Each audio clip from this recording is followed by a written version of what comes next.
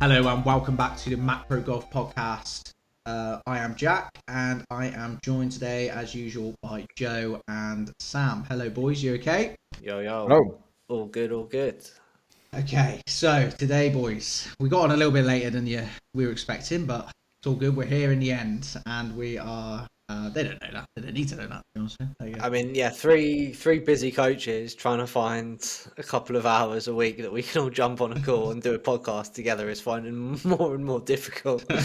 But we're here and we Good will job you can't continue to see be us. here. Yeah, exactly. You can only We'll hear us, you continue can't to see us for a reason. we wanted to cover something we were talking about last time, and we wanted to make a full podcast about this one because it's a long topic and there's a lot of stuff that needs to be covered, and it's something that a lot of people do and a lot of people maybe don't do as efficiently as they could, and we want to try and help any way we possibly can and see if we can tick a few more boxes for people and help a few more people get better. And that topic is training and practice and just how you can make it a little bit more efficient, and different ways you can do it. So there's a couple of different types of practice. There's things people may have heard of like block and random practice, and just how you translate it into trying to make it better at golf and your specific sport in general. And I think you guys are going through that now with your training programs and trying to slowly start transitioning the stuff you do from range onto golf course. And I think it's quite interesting to hear from your guys' opinion just how you guys feel that's going. Let's start with Sam. Go on. So yeah, I'd say I'm a lot earlier on in the blocked technical practice at the moment with what we're trying to create the changes in my swing. So we've started introducing some like more performance games, more randomized things, but I'd still say probably 80-85% is technical blocked practice. Going through our drills, trying to kind of create those changes, like we said, which is So probably it's definitely been the longest time I've spent in my short golf career doing that type of work. Um, and it's interesting. It's fun. It's challenging because there'll be days at the range where I can almost create those changes straight away. And then there's days like I think Saturday I just couldn't get into the positions, couldn't do the things my body, well, I was trying to get my body to do, and then ended up getting into like a little bit of a flow state with it, but it took me a long time to get there. So it yeah, was just trying to find different ways during my practice of moving and creating those changes. Whereas Joe, for example, I know is a lot further along that line. It yeah, is doing a lot more randomized, a lot more for sure. target, a lot more ball flights, different things like that, right, Joe? Just because I hate doing the other stuff. I He hate walked technical. into the studio yesterday. He was like, "Jack's got me to change my golf swing." It's honestly the most minimal thing in I the know. He world. told me about it. I was like, It's like "Yeah." panic stations. Yeah, disaster mode. Yeah. Back to square one. Yeah, Yeah, completely remapping everything. yeah, That's the way yeah. his brain is. Disaster. Disaster. Yeah. Um, yeah, no, I would say that. Yeah, I would definitely say that I'm probably. I just prefer doing more Yeah. like random performance stuff. I just enjoy it more. So the more of that I can do, the better for me. Um, I don't know if maybe we should kind of like outline, maybe try and give a few definitions for what like different practices Absolutely. are. Like, Yeah. I was going because to I go don't with think you that. want to do that, then Jack. So if you want to cover that first, then maybe I'll answer the question after. But I suppose we can talk about block practice, we can talk about Yeah. random practice, we can talk about more like performance. That's we've got on course practice, we've got all this stuff. So I don't know if you want to just kind of like summarize in your brain, try and categorize some of this stuff, and then we can For probably sure. speak in a little bit more detail about it.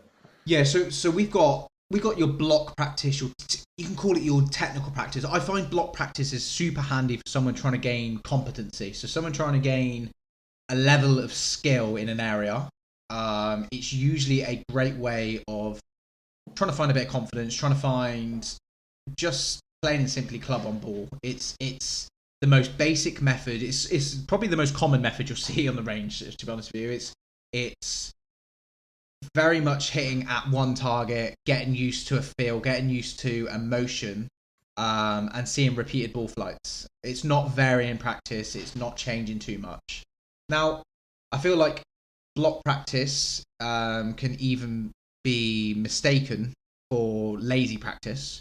They're not the same thing. So block practice does have its benefits, and as long as you're doing it efficiently and not just dragging ball and hitting it, which isn't block practice, they're two different things. That's inefficient practice. That's slightly different. But block practice, still just hitting balls over and over again at a target, building some level of flow, like Sam just said. So getting into that sort of confident state, that would be block practice. And then you've got your randomized practice, which is basically mixing up targets, mixing up different shots, different clubs, constantly changing, having to relearn patterns, having to change your thought processes over different shots, maybe varying flight, those sort of things. And it's very much more like what you do on a golf course. Randomized practice is a great way of sort of translating what you've taken in your block practice to then golf course.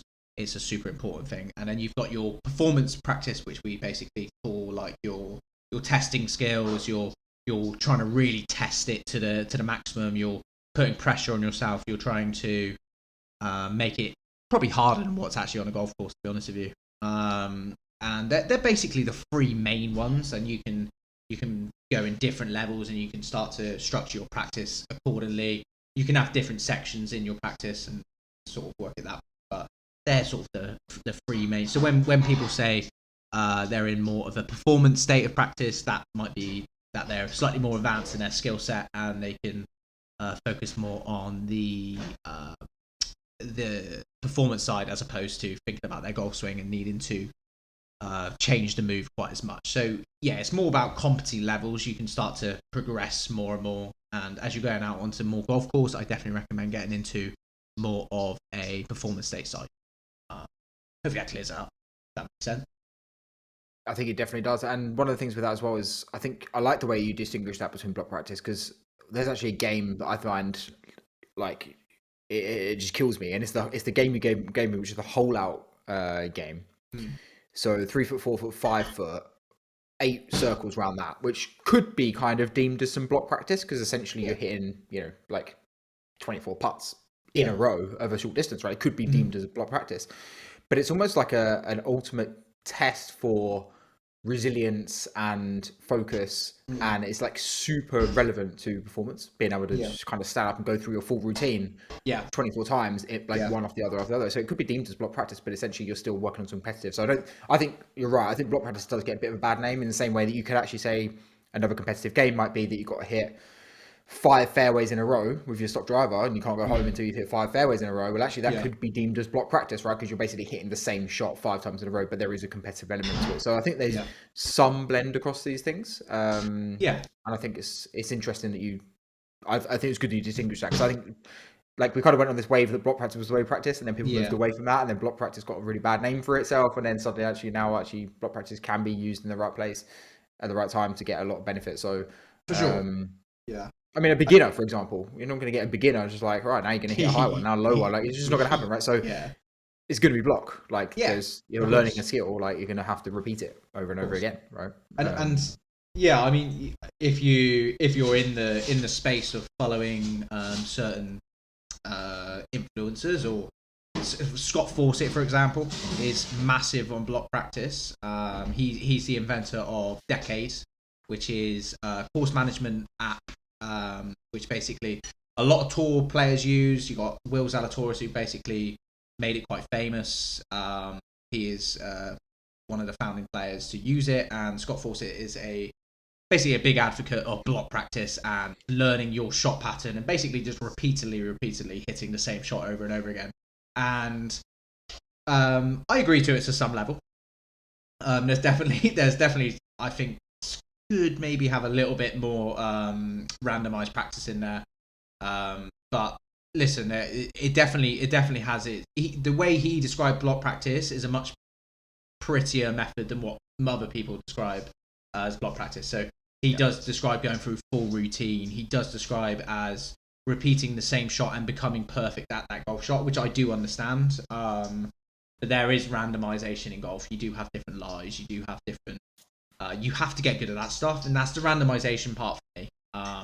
You can get good at hitting from a perfect lie all the time, but you have to be able to randomize it in certain aspects, lowering flight, learning how to take spin off, those sort of things. But yeah, it's not quite as simple as what Scott sometimes makes it sound, I don't think. But yes, it's definitely gets a bad rep, like you say, for sure. Yeah, agree. And would you say that you naturally see people go through these waves that they're going to need different amounts of practice or different levels of practice at different stages in that learning process? How would you start to work with a player that, for example, I don't know, like Sam, let's just give you the example that he's making a bit of a change at the moment. So how do you then modify practice kind of routines, plans, and how do you then keep them interested in that? Because that's the one thing about block practice. It can be a little bit tedious and it can be a little bit boring. And sometimes it's hard to actually see progress unless you're going to film yourself, send videos, and sometimes it's not like a linear progression, right? Like you can sometimes just go and feel like you've got worse. It is quite and tough. this comes from a little bit more of my coaching perspective and seeing golfers get into that level of flow state. And once I see a competent player, start to become very, very good at what they're trying to do, and they start to become a level which I deem to be quite high for whatever their skill level might be. I deem them capable of doing the skill I want them to do. That's when I would start moving them towards a more of a randomization practice, maybe getting them to start altering what they're trying to do. I would definitely start to move them more towards that once they build that level of competency. So, for example, Sam's definitely at that level now where we're starting to introduce ideas of randomization so that you can translate it into more of a course feel. So it's not just because I know from experience, once you take too much block practice and not enough good routine, when you step up foot on that first tee, it's like you've never swung a golf club. It's like all that good work just gone straight out the window. There has to be something that's going to translate that skill. So performance games, really being able to do it under pressure, some level of pressure, is crucial. And if you don't do these things in practice, it feels alien when you step foot on the golf course. I've always been a big believer that your practice should feel harder than the. I'm Yeah. sure you guys have heard that before. Yeah? Oh, completely. And Joe's probably heard this over the last year before we started working together, Jack, that I would say to him, I just feel like on the range, I'm absolutely ripping it, like picking targets out, absolutely fine. And then get onto the course and it's just like not there at all. And that's because I have never done any performance Yeah. work or any drills with actual consequence. Do you know what I mean? So it's just been like, right, I'll just pick a target. Right, I've probably, if I track the stats, I might have hit, let's say, 5 great drivers, 5 awful ones. But I'm like, all that's sticking in my head is the 5 great ones, and then I'm Yeah. like moving on to something completely else, and then get onto the course, and nothing's changed at all. You're Sure. also allowed on the range to get into those flow states. Whereas I just think obviously when you're playing, you're stepping on the first tee and you're going right straight away. Do you know what I mean? Yeah. You don't have that ability to really get into the groove of it.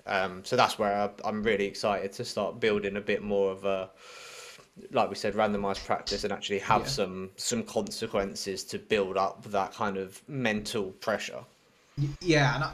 And I think Joe, from experience, you'll definitely be able to agree with this. Like when you do it, it's almost like you can feel a little bit deflated. That's why you got to be careful with who you do it with and what time they do it with, because if they don't have the competence level to complete the task you're asking them to do, it's quite deflating, and you almost feel like you take a few steps backwards.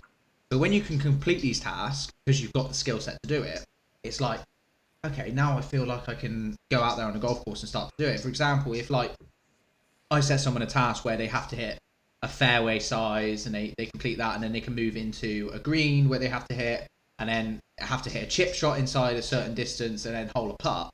If they can complete that task without missing a single one, they feel like they've accomplished something, right? And it feels super difficult. But if they just keep failing at the first hurdle and over again because it's just too much, it can be too much, and it can be quite stressful for them. So you really have to make sure you get the timing right when you move to that stage.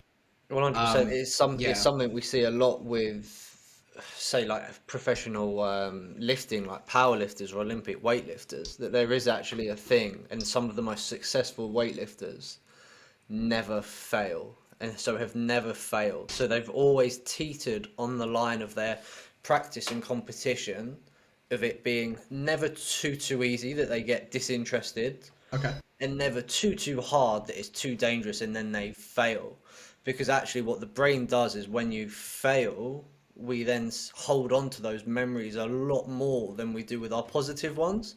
So you can Interesting. start to really build in these negative cycles, and then like you said, just go down this kind of really windy road of beating yourself up, self-doubt, all this type of stuff. So it's a really interesting point that you've got to kind of teeter a line of making your practice hard enough so you've got consequences, but not super hard that you're just going to fail every single time. Yeah, that's really interesting. That's a good connection, to be honest with you. That's a Yeah. yeah, that's pretty much spot on. Exactly sort of the same sort of thing. Yeah, really being careful when you're the timing of things, and not trying to create a task that I saw. There was a psychologist in the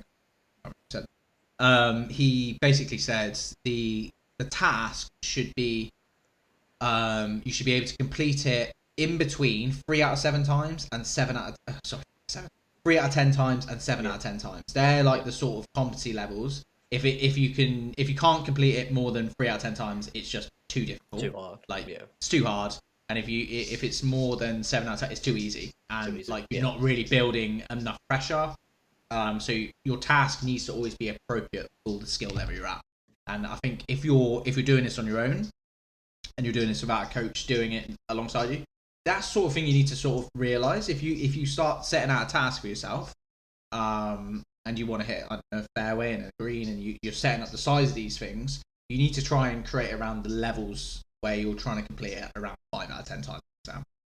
That would be my sort of tip if you're trying to do it for yourself. I mean, Joe, you've done a few of these, so you've done some performance games. Go through one of the long game performance games, and just sort of go through the emotions that you go through and how you think they translate to golf course, and how you feel like that sort of thing gives you more ability when you actually go out and try to transfer the skill. Yeah, actually, to add on the point you said before, I think there's something to do with that as well, where there's a deeper level where it's actually based on some of their personality traits as well. I'll try and find it actually, and I'll try and find it. But I think some people's personalities benefit better from the higher success rate, and some people's personalities can manage the lower success rate. So there's also some trends on there, which is interesting.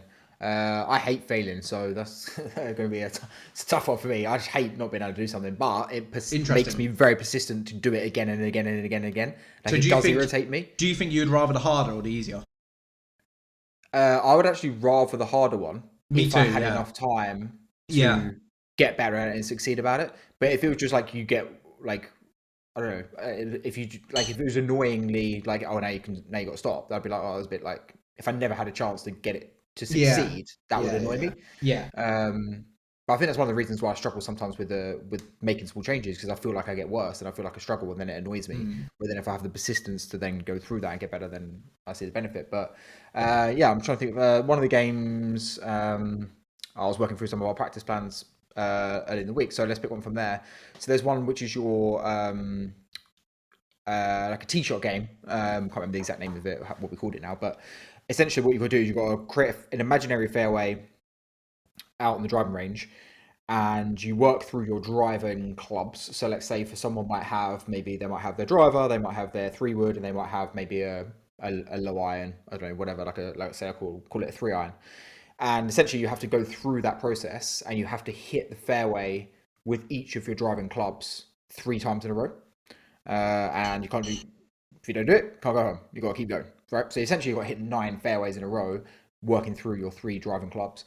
And I think you'd be surprised how hard that is. It's really hard, yeah. It's not easy, right? Like, I think people think the driver's going to be the hardest one. I actually think people will be shocked if they stand on the driving range, tee up a 3-iron and a 4-iron, and say, right, you got to hit that fairway that's 50 yards wide. Like, that's not easy. It's hard, isn't it? Yeah. And that's where I think this block practice gets people into a little bit of a kind of a bit of a fake state of like if you had 24 Yep. irons and you hit them one Yeah. after the other, easy. you get into a Yeah. bit of a flow. Absolutely. When you hit driver and then suddenly now you've got to hit a 4 iron and there's your fairway, and if you don't hit it, you can't go home.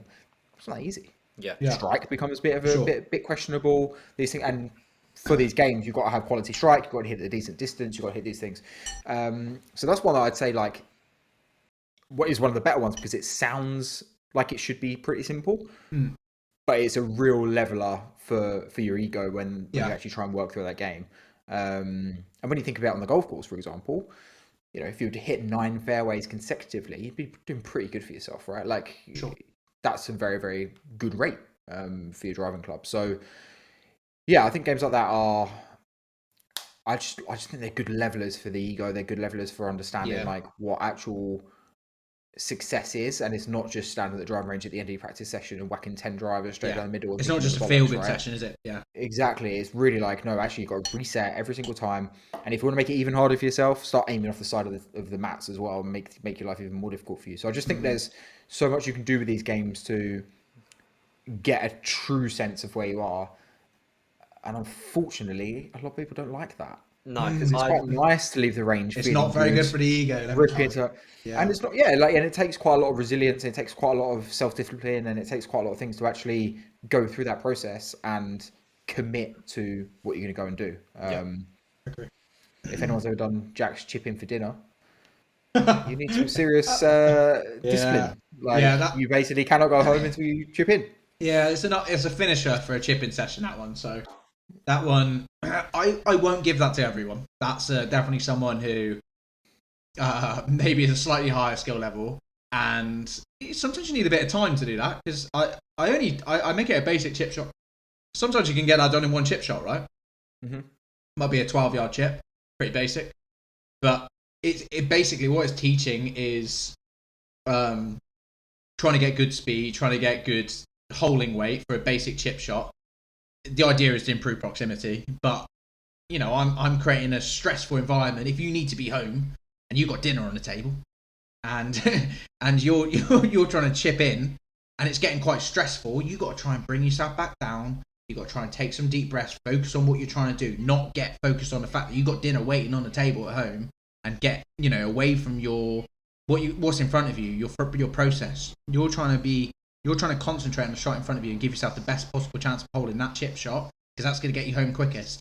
If you start trying to rush and trying to chip too quick and trying to just hit ball after ball after ball, you'll hit worse chip shots, right? That's the whole point. It's trying to put stress on people. It's trying to put stress on the practice, not just trying to make it easy, right? So that I actually quite like that one. I think it's quite it can be a good stress builder, and that's what I'm looking for as a coach. I'm trying to up the levels of stress. I'm trying to make it an uncomfortable environment. I don't want you out there practicing feeling like you can, hit good shot after good shot. I want to make you hit bad shots. That's my job, is to make you hit bad shots when, you feel uncomfortable. I want to make it difficult for you, because that's what's going to transfer the skills, not making you swing it pretty and making you flush it dead down the range every time and with no pressure, right? There's no point in doing that. It doesn't transfer. So those sort of games, like you say, is just like crucial. Crucial for transference. Yeah, there's a lot on it as well. Sorry, mate. I'll just say this last bit. There's a lot on it as well, of having the discipline to like actually be like what you're here for. Because you're right with that. It's very easy with that chipping. That if no one's ever tried it, give it a go. That chipping for dinner, because it is a great like mental like thing that you go through with yourself, and it's. I'd recommend people do this as well. Jack, you might say I'm mental for doing this. Maybe it's not the right way to do it. One ball. I literally have one ball. One ball for sure. And I chip it. And you cannot get a shag back there. I have to bring it back and whatever. Whereas if you're hitting if you just scrape and hit, I feel like we're losing the point of what we're trying to do with that game. So there's a lot of games like that as well. Like I found that with the hole out one. By the time you've done like 4 or 5 circles of this 3 foot, 4 foot, 5 foot, you walk up to that 3 footer and it's really easy to just like stand over it and just tap it in like a tap in. Yeah. But to go through the discipline of lining that ball up every single time, go through your routine, read it, boom, go, hold it. Like that, we're training something more than just the golf at that point. We are almost training your ability to be super disciplined in the moment. Nothing else matters apart from that 3 foot in that moment, or nothing else matters apart from that chip in that moment. And that is such a powerful skill to learn. Exactly. By the time you get to the golf course and you need that, the slow play, the whatever, the guy, rattling with stuff in his pocket. It doesn't matter. You're able to just dial in and focus in that moment on that chip shot, and that is, I think that's another skill that we're learning from this quality practice as well. Sorry, It's a Sam. good one. Yeah, no, I was just about to say almost what you were saying there about it's something we don't really practice is your process. But the one Jack gave me, I did over the weekend, was create a fairway, hit a drive, hit a medium to long iron, onto another fairway. Then you're going to hit a wedge onto a green, like I think it was 20-foot green or whatever.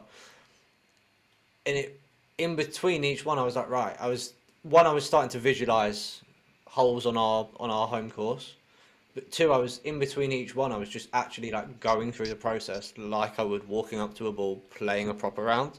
Whereas you just don't get that in block practice. You just 100%. like you said, you're just dragging a ball down. You're going through a couple of swing feels. You're moving your body, and then you're going again, and it's exactly the same thing. You're not really like embedding the process and things like that. And I find that really, really useful. I mean, I've only done it once or twice. Yeah. I could see it's the first time I've ever done something like that. The benefit of doing like that, and I just don't think you see enough of our clients as I speak to them about their practice, and no one's doing enough of it.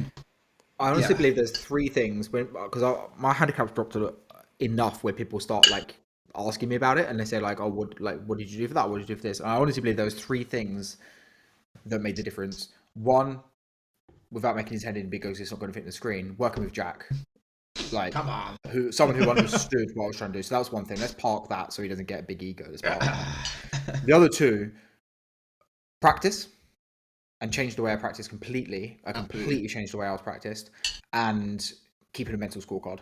Those two things, Oh, mate, 100%. just completely transformed my golf in terms of the scores that I was shooting. And that's probably two things that probably happened over the last 12 months. I would say that the last 12 months, those two things really started to ramp up. And actually, what's interesting, I started doing the stuff with Jack. That made a big difference, and then the next two things on top of that just piled on. I just can't emphasize enough. If you get this practice side right, the difference it makes standing over the golf ball and the golf course is like crazy, right? It's mental. It is actually just mental how different it is. I'm excited to see it for you, Sam, actually, because I think I'm really excited because it's one of my absolute, like, I will go mental at clients or new clients when I hear about their training and they're not following a plan they're not setting any goals, they're not following any sort of structures how to get there. They're just going into a gym, jumping on the treadmill because it's empty, jumping on the machine because it's free, and da da da da da. I lose my shit when I hear that type of stuff. But like for my 3-4 years playing golf, that's all I've ever done with my practice. Yeah. Like there's been no structure. I wouldn't even call it practice. Do you know what I mean? I just go to the range and I just pound balls. Yeah. Just been like chucking money down the drain, and I get very good at hitting balls by the end of the range session. But I guarantee I could probably spend hours on the range and then get onto the course, and I won't see a thing carry over at all. Yeah. So yeah, having a proper practice plan and structure with your goals, with where you want to be, is absolutely vital. It's like when I actually meant that's a funny story. You said that. I'm gonna use this analogy even more. Well, it's like when I first started into the gym when I was 16. And you just walk into the gym and you just do bench press. Yeah, 100%. You just fucking bench press. Let's do that now. Bench press fun. That's great. Yeah, it's Jack now. Yeah. But you know what? I got really good bench press. Got really good at it. Got super strong, right? Because every time you went, you got really good at it, right? But then I'm sure if someone asked me to do something that wasn't a bench press, I'd be like, oh, what the hell? What do you mean I'm not like climb a fence? What do you mean?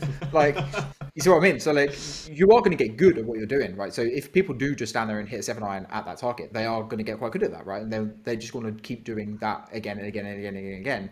The problem is we just don't really ever get that situation to prove how good you've got at that when it matters. Yeah, 100%. Because you've got so much more stuff going on, right? So you know, if you took that person, you put them on a mat and you put that flag, they'd be all right. But suddenly now you can, even in a situation where they can still hit that golf shot, maybe they got a 150-yard par 3, and actually that shot they've hit 1,000,000 times is the perfect shot. They still can't deliver. Yeah. Because there's other stuff going on. Suddenly there's a bit of water, there's a bunker, and they just shit themselves, right? Brain can't manage comprehend it. Yeah, 100%. Exactly. So I think it's not doubting that you can get good at something by just repeating. and you will get good, but it's not going to necessarily mean that you Carry can over. carry over and use that when it really matters. And I think Mm. that's what the mixture up of practice will do. It will take that skill that you've built and it will allow you to, or that technique maybe that you've built, and allow you to start to express it in more situations, in more environments, and be able to kind of bend it into different ways when you need it. But those foundations are still absolutely fundamental. Like you Yeah. cannot run away from that. So you need to have the mixture for sure. Yeah. I'll just go on with adapting practice. So moving practice, and we see this a lot of our clients, and trying to always adapt their practice at the right time. So for example, we might have someone who's competent and they're out on golf course, they're playing a lot, and we obviously try to get them to track as many stats as we possibly can, whether that be through shot scope, whether that be through whatever, decade, whatever it might be. And you can start using those statistics to start tracking your practice, right?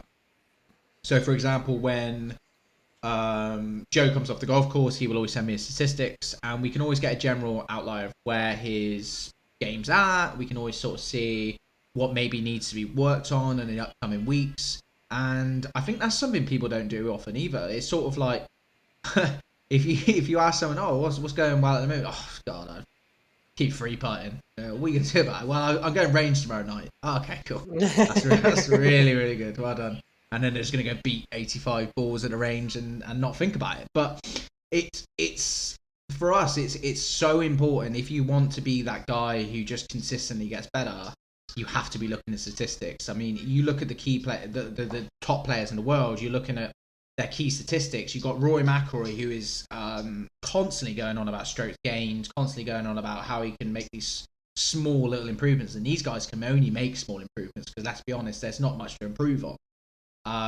You've got Rory McIlroy trying to gain point one in a round, right? And he's working as hard as he possibly can to do that in his putting or whatever. He might want to hold one more putt from inside 10 foot in 72 holes, and that's going to gain him obviously a little bit of strokes gained. But for your average golfer, it's much easier than that. You look and there's going to be a gaping hole in your practice, which you can all of a sudden just start working on. You might go, my strokes gained around the green is just terrible. Like I'm losing 6 shots around to my handicap around that area, and then all of a sudden you can start to structure practice, and you can start to go to your coach and say, right, I'm really struggling in this area. What can I do to maybe translate the skill? Is there a skill I'm missing? Is there a technique I'm missing, or am I plain and simply just not thinking about the shot correctly? Am I not practicing at all? What am I doing? What is the reason for that gaping hole? And it's so much easier for a handicap golfer to be able to identify that skill than maybe the top in the world. Yet you will only really see the best in the world doing that. So they're trying to gain the point one. You could gain 6 shots, but they're doing it and you're not. So that's like that shows the importance of it, in my opinion. And yeah, Joe, you sort of you track the statistics, right? And give them, because I wouldn't say you do it kind of yourself. You don't use any of the apps or anything, but you keep it to quite a minimal level, but enough where we can definitely track practice, and we can work out strokes gained accordingly to it. Just give them some of the basics, just some basic numbers they can track, which will help them to be able to sort of form some sort of practice method. Yeah, for sure. So I've expanded a little bit so far this year, but the basics I would always go with are first one is clear shot to the green. Yeah. Which essentially is a par fours, par fives, irrelevant if you're in the rough or in the first cut, or as long as it's not like deep rough, but fairway, first cut, whatever. Can you essentially hit a normal golf shot and reach the green essentially? So on a par four, all relative to your ability as well. So say for example, a normal par four, you hit a tee shot that's your rough distance and you end up in the first cut, that would be a tick, as you can probably advance the ball into the green with your second shot. Fairway obviously would be fairway. Fairway bunker would count as a miss on that. because obviously it limits your ability. For example, you have to manipulate things a little bit in the same way that if you're in the rough and you need to kind of move it around a tree, even if it's doable, or if you've got to hit it over a tree, even if it's doable, that would be deemed as a not having a clear shot to the green. So that's kind of a reference point that I use for that. So that'd be number one. Then second one is green regulation, which is kind of one of my favorite numbers to track. That for me personally, I think green regulation is my closest correlator to score personally. So for sure, the more greens I hit, the lower I score. So that's number two. Then I'll do some kind of scrambling stats, but I actually put this up on Instagram earlier. I had a chat with Jack about it and trying to work out actually at what point you start measuring up and downs is an interesting one. But I've narrowed it down now, so I'd basically say anything within 30 yards, I'll start to measure as an up and down scrambling rate. So start tracking that. I'll then track number of putts, which I've only started doing this year. I don't really care about that number necessarily. Yeah. The one I love tracking, which is my favorite one that Jack always winds me up about, is footage hold is my favorite stat. We need to get on it this year. Just absolutely woeful. Just plod my way around the golf course and just never hole a putt. It's extremely consistent, to be honest. Yeah, it's yeah. Like if I go and have like a knock around with my dad, and you know, when you're mucking around having a round, you might knock it up to the hole, and then when it's like a couple of foot away, they just knock it back to you. I can easily go 18 holes and never get the ball in the hole. Like that has definitely happened before. When I basically just every single putt, it's just been like a foot or 2 foot, just never actually get the ball in the hole the whole round. Mental. Yeah, so that's my one I like to track. Then I've started to do a little bit of like proximity to the hole stuff. I'm starting to play around with that. I'm still kind of haven't really found like a way of making it interesting. But the last one will be mental score that I'll track on that. 100%. And which isn't common, right? That's not like a general statistic you find a lot of people tracking. But it's one we are. It's one you can't do on ShotScope, right? You can't do that on ShotScope. You can't do that on Garmin. You can't do that on Arcos, whatever platform you use, and you can't do it. So, but I think it's one of the most important ones. I've still never had 100%. Don't know if anyone's ever had I don't. Have you ever had 100%? I would have done before tracking it, but no, not since tracking it. Yeah. I mean, I've definitely had rounds where I've not ever switched off. Yeah, but I can't. No, I don't think I have. I think I've always broken focus at least once. Yeah. Yeah. So my reference point for that is essentially did I have a clear kind of thought process before the shot? So did I pick a target? Did I pick the right, deem it to be the right target in the moment? And did I fully commit to that target that I'm trying to hit? And then basically, did I have anything that created any element of doubt as I was standing over that golf shot? And that for me would then be a cross. So for example, you stand over the ball and you might be like, oh, the ball's a little bit further away than what I thought, or oh, actually the ball's a little bit above my feet, or oh, actually did the wind just come off the left, or oh, actually what if like any of those would be a cross if you don't step back from it. And my normal stat for that one, I'd probably have 3 or 4 of those around still. Yeah. Which is kind of mental when you think about it, but that's pretty good. Like to have 3 or 4 is actually quite high. That's very high. Most of my clients are around 60%, I would say. 60% mental scorecards, maybe 70 if they've been doing it a little while. It's super hard. Like I don't think many people realize quite how out of focus they are on a golf course. Like how poorly focused they are. Like they really struggle to focus on the shot in hand, and they struggle not to get too far in advance. So they focus on like future golf shots and I don't know, outcome based events like, oh, what if I pulled this? I'll go to the water left, and instead of just thinking, what am I trying to do? And walk in, visualize, hit. Like that's all you have to do, right? But you wouldn't believe how hard that is to do. And even now, that's all I go on about. I still sometimes break focus around a golf. Like it's so difficult not to. Like most of my bad golf shots, I can correlate back to my mental scorecard. I always find that's my biggest correlation between a bad shot and anything else. Like a bad swing, yeah, of course. Sometimes a bad chip, yeah, of course. Sometimes technique. Usually, though, it's something to do with my mental scorecard. I will usually see a bad shot and a cross next. That's more common than anything. But yeah. And actually, I actually sent Jack a message on this the other day because what's actually quite tough to do with that being true to yourself, and that's what's quite nice about this is that you can kind of remove ego completely from this because it's not something that anyone's ever going to see or everyone's ever going to know. So it's probably a good opportunity for you to be very honest with yourself. Yeah, is actually hitting a good shot and still actually not having a tick on the mental scorecard. Yeah. That also happens, It's right? hard to do, You can isn't it? actually Yeah. have very poor mental process, had an issue, and actually still have a good execution or even good outcome. And that's actually quite tough to then say, actually, you know what, I actually wasn't even fully into that process. I still hit a good shot, but Yeah. actually I was a bit off there Yeah, or something. of So course. yeah, they're kind of the ones I'm tracking at the moment. Yeah, my highest correlators, obviously, like, so when you talk about the practice there, like at the moment I've been driving the ball pretty well. This week I had like one round where I was a little bit off. I can see on the stats there, so I'll probably just do a little bit of a check-in on drivers, hit some, but that's probably going to be like 10 balls. Yeah, And I'll be yeah, like, for okay, I sure. kind of just got that feel back, got that move back, check into the blueprint and go. Yeah, Greens and regs is a big one. And I think this year, the one thing I'm going to do is try and narrow that down to distance as well and start to map out in for terms of sure. distance and I club agree. Yeah, and then work out what the reason was. I need to dig into that a little bit deeper. And then putting is just, yeah, I'm just we'll figure it out one day. eventually I'll start holding a putt. Maybe I need a lab putt.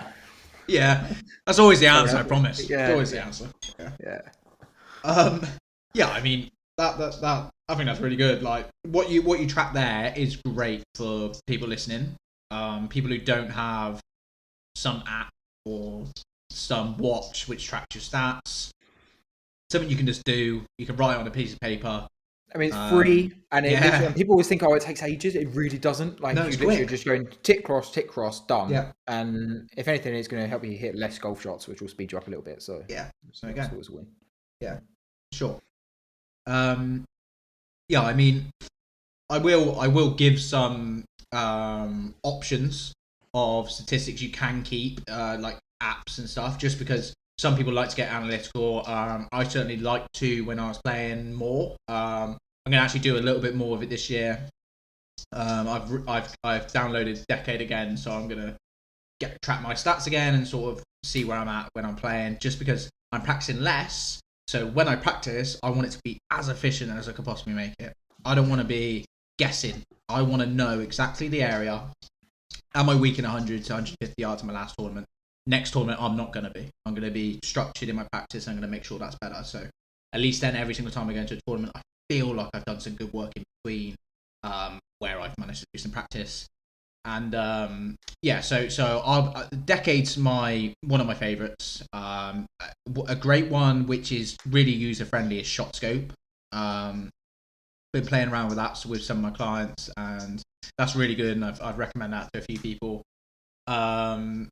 And I mean, what else you got? You got some free ones. So what is it called? Golf Shot? Is that one of? Is that right? Yeah, I'm not sure. I think they some of them you can track basic stats, but they won't do the like GPS mapping, so you probably lose a little bit of that. I think Arcos does GPS mapping, I believe. I'm sure people will. The basic that Me, but if you're gonna get one and you're gonna pay for it, make sure it's got strokes gained. And not only strokes gained to tour, strokes gained to your handicap, preferably. yeah. Yeah. Because there's no point in having a tour golfer if you're 15. No offense, but that's gonna just deflate your. You're just gonna feel horrible, right? So these guys are really good, so don't compare yourself to them. That's not a good idea. I think it's also like, because I've seen this around a little bit, and I think it's important we talk about it because I think it does limit people's ability to get better, and it's the idea that essentially I think these stats should be quite personal to you, just you and your coach. Just go through. Don't start like posting your stats everywhere, like talking about your stats with everyone, because I think you're just more likely to start cheating yourself. You're more likely to say, "Oh, that's only a foot off the fairway. I'll take it as a fairway." Yeah, Like, yeah. but you don't really gain anything, and that's what I like about Nah. the kind of the stats I've picked now. There's no discrepancy. That's what I feel like with the ones, which it doesn't allow me to even get tempted to be like, "Oh, it's only a foot off there, or it's only a foot here, or whatever." And I think actually a lot of times when people golf's terrible for it, but I think just keep it to yourself. Yeah. Track your stats. No one even has to know you're doing these things. No one has to be like, "Oh, what you doing there?" You don't have to do whatever. Just look at your stats on your own and be like, really look yourself in the mirror and be like, right, where do I need to spend my time here? Where do I actually feel uncomfortable? Yeah. If someone threw you in a bunker, how comfortable would you feel? If someone threw you into deep rough, how comfortable would you feel?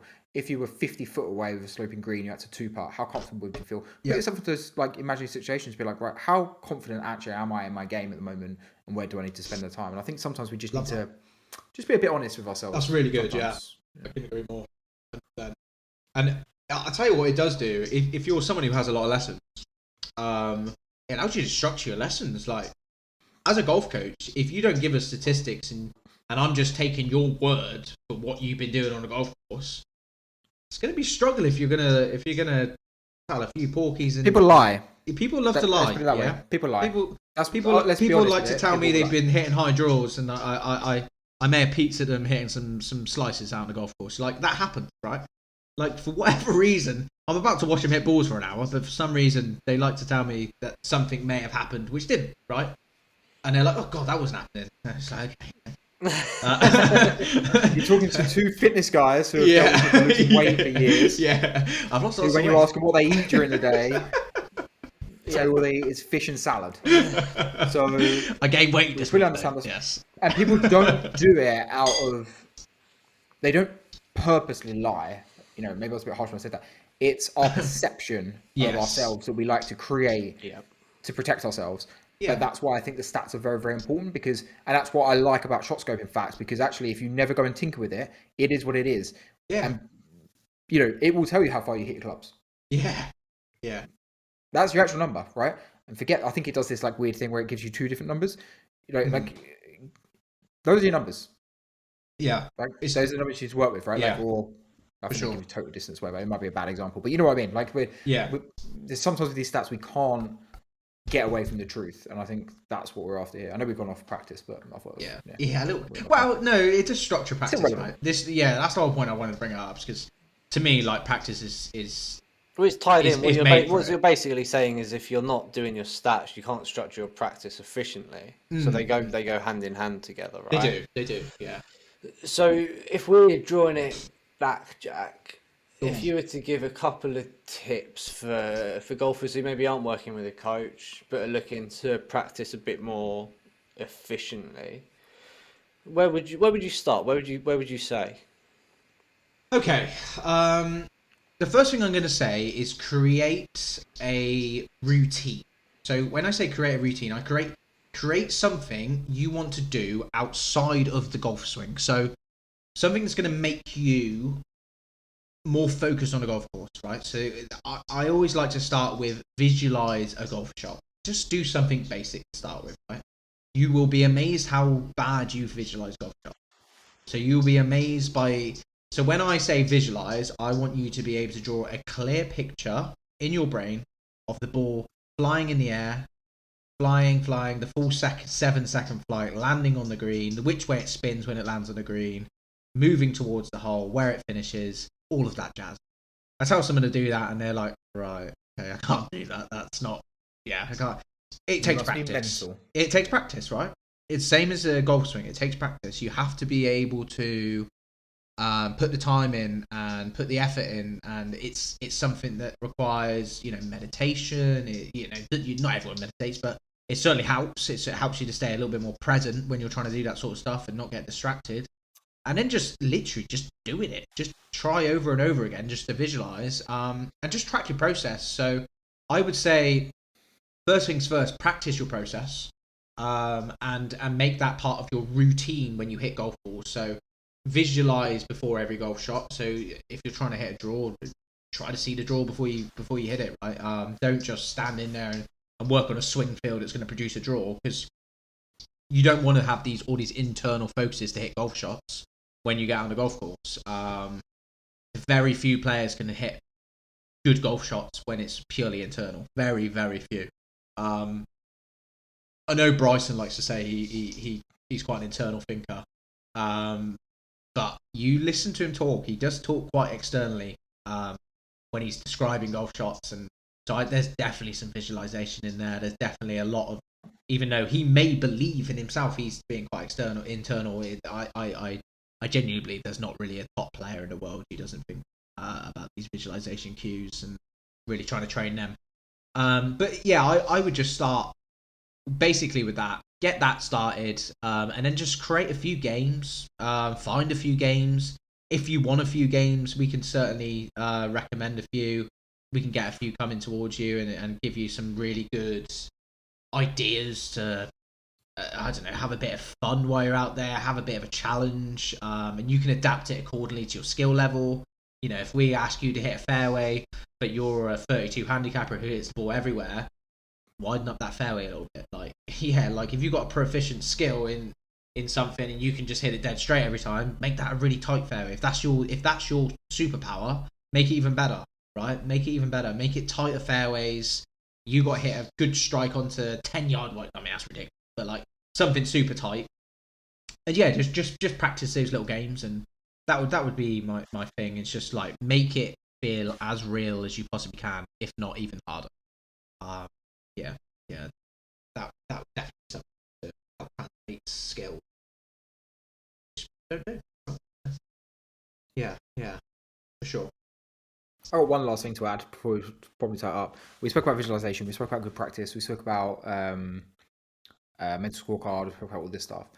It's actually what's so fun about this game is you actually can do none of those things and still hit a good golf shot. And you can do none of those things and still shoot a low score, right? So I think sometimes what happens is we get so caught up of like, oh, I didn't do my visualization or I didn't do my whatever. And then standing over the ball, people will think there's no way I'm going to get a golf shot here, so I can't visualize it. Or actually, you still can. So I think like it's like all we're doing with these things is we're giving you the best possible chance to hit a good shot. We're giving you the best possible chance to shoot your low scores by practicing well, by visualizing the shot, by tracking your mental scorecard and getting better at that, by improving your visualization, by doing these things. You're giving yourself the best opportunity to hit a good shot and to play well. Yeah, and it should also be pointed out, right? You can do all of them and hit a terrible shot too.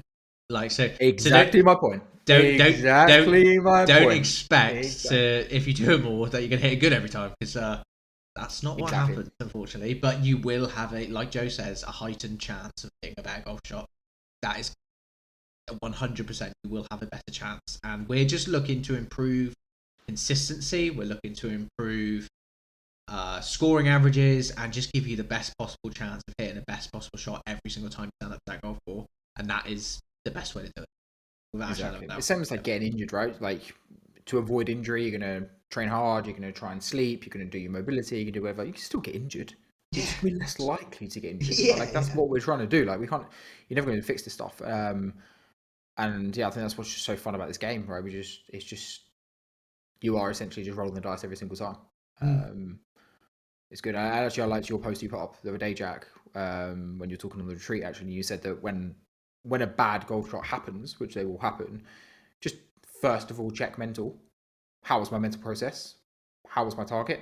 Did I visualize? Whatever. Go through that checkpoint first, and then ask a question, maybe on golf swing after 100%. That. But mental first, technique. Yeah, and there won't be many golfers listening who go in that order, right? They'll hit a bad shot. I didn't. Oh god, I lifted my head. I don't know. Someone said that today, so just it made me chuckle. In case you didn't know, that's terrible advice. But okay, that's a different topic. But yeah, the one I hear a lot is came up on that one. Yeah, doesn't mean anything, but fair play. Whatever that means, yeah, sure.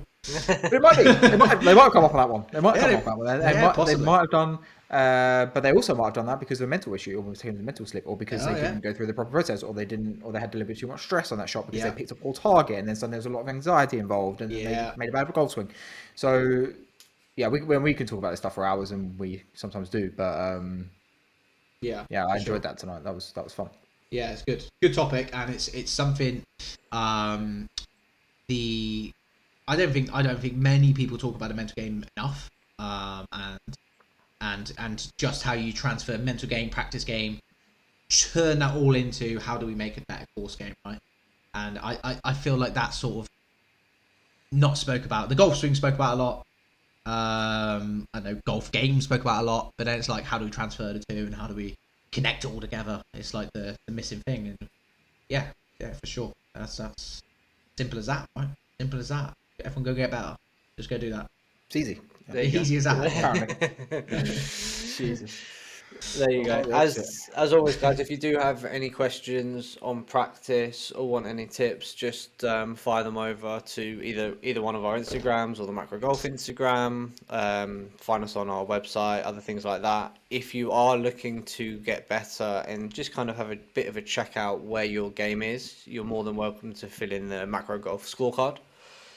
Which is going to give you a score on your fitness, your skill, your practice, your mindset, all of the things we speak about in all of our podcasts, and just a little bit like tracking your stats, just gives you a bit of clearer idea of potentially pitfalls in your game, potential strengths that maybe you didn't realize are also in your game. That then you can hopefully build your practice around those to try and address those and be a better golfer. Very good. For sure. We sure. will catch you on the next one. If you do have any requests for any other topics, let us know. And yeah, take care, guys. Thank you very much. Cheers. See you next time.